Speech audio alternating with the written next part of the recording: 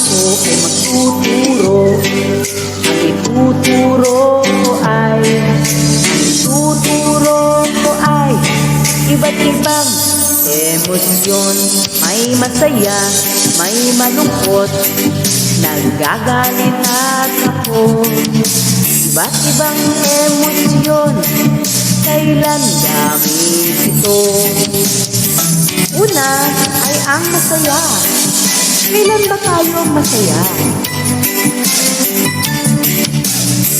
Ikaw ba?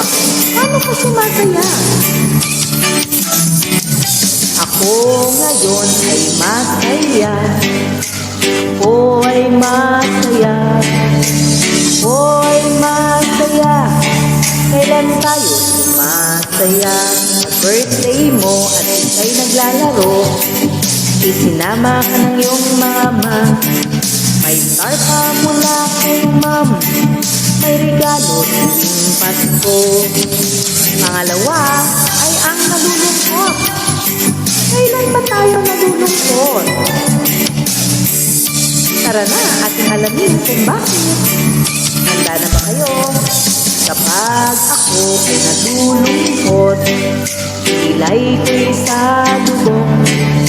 Ako'y nakasimangot, mukha ko ay gusot-gusot. Mayroong nawala na o bagay o hayop, nadapa sa pagtakbo. Hindi makapaglaro, gawa ng sipon at tubo. Pangatlo ay ang nagagalit. Kailan ba tayo nagagalit? Sige nga, ating alamin. Minsan ako ay nagagalit, kahit ba walang may kagalit. Ako ay nagagalit, ako'y nagik, masungit. Pinaway ka niya, sinulak ka niya, sinabihan ka ng masama. Inagawang baon mo, tinira ang laruan mo. At ang ikaapat ay ang natatakot.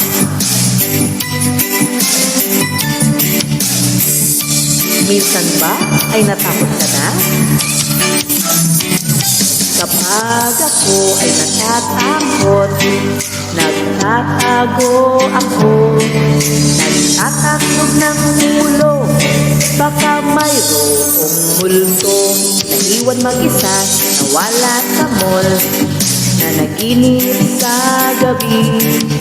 Nabasag mo ang plato, hinabol pa ng aso.